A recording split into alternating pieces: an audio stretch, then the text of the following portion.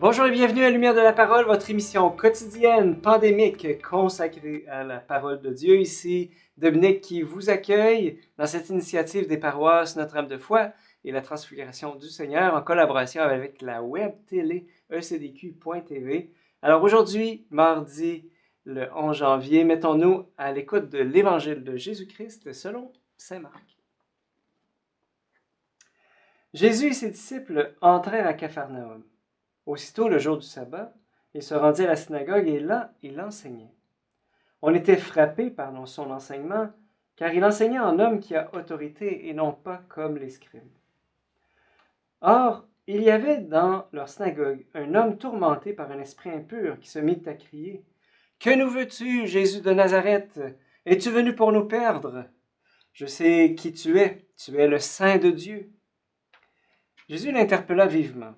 « Tais-toi, sors de cet homme. » L'esprit impur le fit entrer en convulsion, puis, poussant un grand cri, sortit de lui. Ils furent tous frappés de stupeur et se demandaient entre eux, « Mais qu'est-ce que cela veut dire? Voilà un enseignement donné avec autorité. » Il commande même aux esprits impurs et ils lui obéissent. Sa renommée se répandit aussitôt partout dans toute la région de la Galilée. Acclamons la parole de Dieu. Louange à toi, Seigneur Jésus. Je suis sidéré de voir le vaste éventail de films d'horreur au cinéma ou sur Netflix. C'est vraiment incroyable. Il faut croire que le mal est toujours aussi populaire, mais en tout cas, si je parle de ça, c'est parce que, en fait, on entend plus parler des démons dans les films d'Hollywood souvent que dans l'Église. Pourtant, l'Évangile en parle. Et c'est une réalité quasiment commune, je dirais presque banale. Alors, comment nous situer en 2021 face aux démons, aux esprits impurs qu'on voit dans l'Évangile? Est-ce que c'est juste une manière de parler pour désigner les maux, les souffrances qui affligent les hommes et les femmes, donc, ou bien c'est une réalité vraiment existante, vivante et spirituelle? Alors, je dirais, pour répondre à la question, d'abord et avant tout, pour ma part, je fais une petite mise au point. D'abord, moi, je crois en Jésus et j'ai le grand désir d'être son disciple. Et quand je lis l'Évangile, eh bien, je m'émerveille de ce qui est assez fort pour commander aux esprits impurs. Alors moi, je veux m'émerveiller de Jésus, de ce qu'il fait. Et ça veut dire que je ne veux pas nourrir aucune fascination pour le mal et pour toutes ses manifestations. Moi, ce qui m'intéresse, là, c'est Jésus. Et je dirais que mon commentaire, moi, va aller vraiment dans ce sens-là. Mais pour pouvoir m'émerveiller de lui, eh bien, j'ai besoin de me poser la question, c'est quoi un esprit impur? Puis, qu'est-ce qui fait que c'est tellement libérateur que d'en être libéré? Alors, dans l'Évangile, un esprit impur, eh bien, c'est le visage du mal dans nos vies. Le visage, le mal physique, comme la maladie, la souffrance physique, mais aussi le mal moral, comme la violence, la guerre, la médisance. Et évidemment, ça désigne les forces du mal qui s'opposent à Dieu. Ça, c'est très, très présent dans toute la théologie et l'histoire de l'Église. Le mal est personnel. Mais en même temps, ce que l'on voit au cinéma, c'est pas quelque chose qui est très courant. Qu'est-ce qui est courant dans le combat spirituel aujourd'hui? Eh bien, à mon sens, il y a 4 indices qui nous disent qu'on est en présence du mal. D'abord, le mensonge, la division, la confusion et l'accusation. Le mensonge, la division, la confusion et l'accusation. On ne peut pas voir le diable, comme on ne peut pas voir Dieu, mais on sait reconnaître les fruits, de l'un comme de l'autre. On a juste à regarder l'ambiance d'une famille, d'une communauté, d'une paroisse.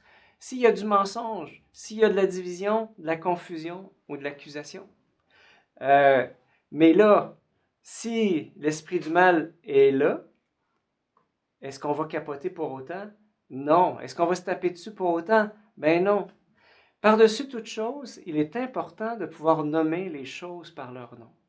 Et là, ensuite, de pouvoir, après avoir nommé les choses, ben c'est là qu'on peut se dire, ben là, on a besoin d'aide, on a besoin du Seigneur, on a besoin de se parler. S'il y a de la confusion, il faut mettre de la clarté. S'il y a du mensonge, il faut mettre la vérité.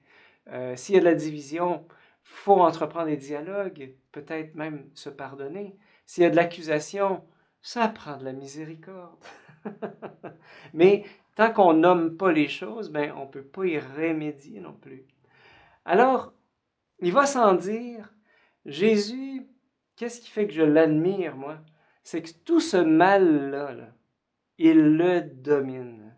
Il est capable de nous en sortir. Parce que, vous savez, c'est tellement facile des fois de mentir pour se sortir du pétrin. C'est tellement facile d'accuser les autres que des fois, comme dit le pape Benoît XVI, en fait, le péché se présente toujours comme une addiction.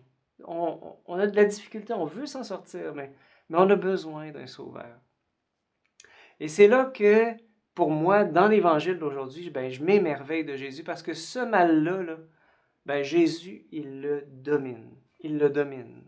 Et si on reste proche de lui, eh bien, il domine ce mal en nous. Et